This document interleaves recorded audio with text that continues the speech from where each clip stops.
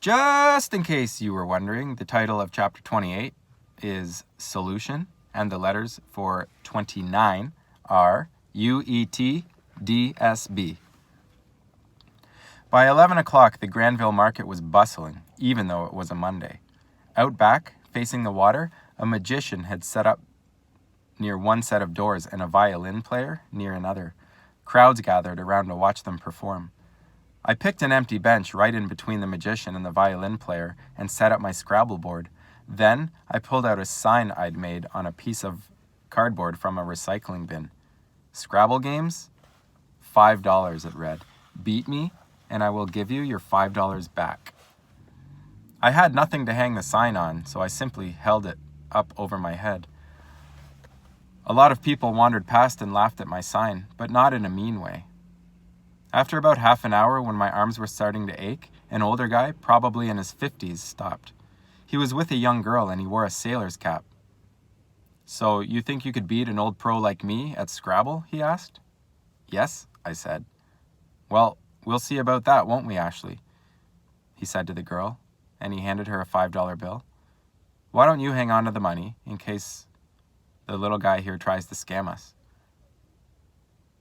We played a game. People stopped to watch, especially when it became obvious that I was crushing the guy.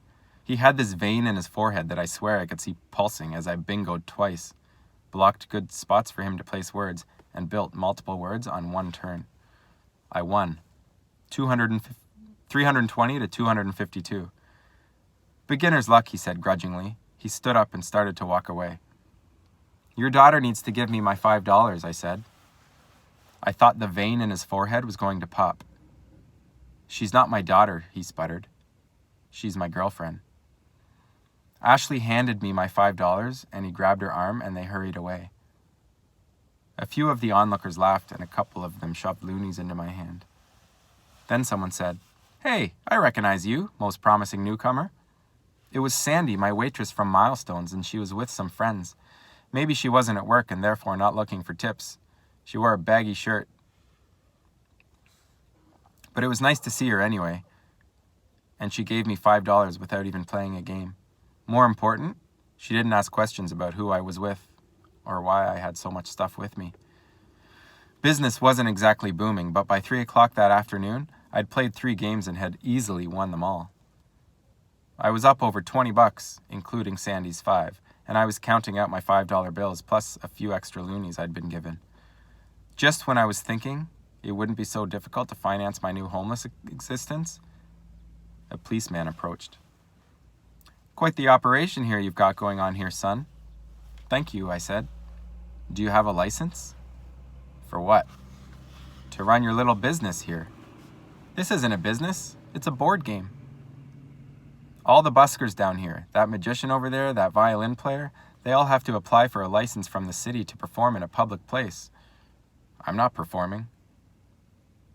"No, but performing without a license is a lesser offense than gambling, which is technically what you're doing."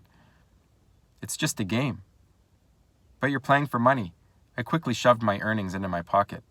"Look, I don't want to give you a hard time, but I'm going to have to ask you to pack it up." I realized there was no point in arguing with him. "Okay." "Do your parents know what you're doing?" "Yes." "Well, they have an enterprising young son," he said, and then laughed.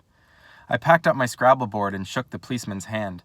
Then I walked to the other side of the market to a square outside a building called the Loft and set up my game and my sign on another bench. The same policeman found me there less than half an hour later. I was partway through a game with a big burly guy who looked like he could be a pro wrestler. This time, the cop wasn't so friendly. "Okay, kid, you're coming with me." So I packed up again, and even though it was obvious I was going to beat him, the pro wrestler guy didn't give me my $5. The policeman marched me over to a little office near the information center. I made up my mind that he could use all sorts of interrogation techniques, and I would not crack. He could bully me, threaten me, use sleep deprivation or Chinese water torture, but it would be like drawing blood from a stone. My resolve lasted about 5 seconds. "What's your parents' phone number?" he said, and I told him. Well, I sort of told him.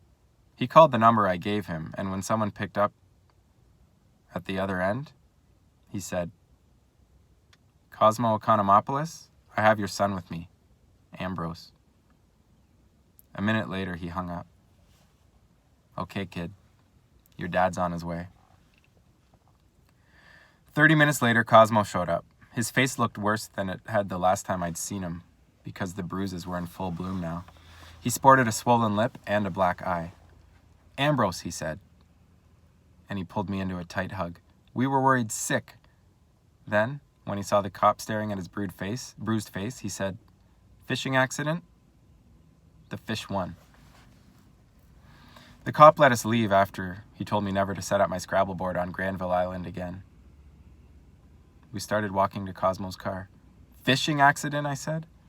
It was the first thing that popped into my head. "Thanks for coming to get me." "I'm not going to lie to you, Ambrose. Your mom's waiting in the car." I stopped walking. "Why did you do that?" "She was at our place when you called. She's beside herself." "Then thanks for nothing. I'll see you later." I started to walk in the opposite direction, but Cosmo grabbed my arm. "Ambrose," he said. My eyes filled with tears, even though I didn't want them to.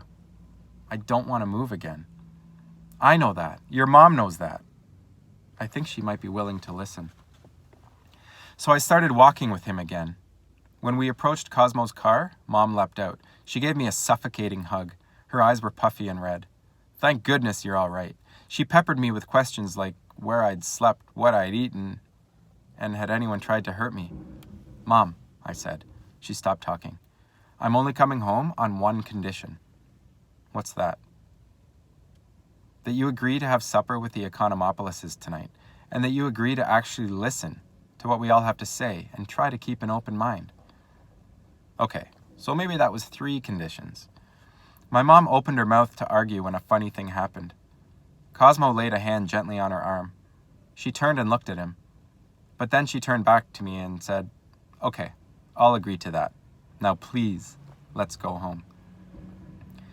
Which I found kind of ironic, because that's all I'd ever wanted to begin with. To go back to a place I could truly call home.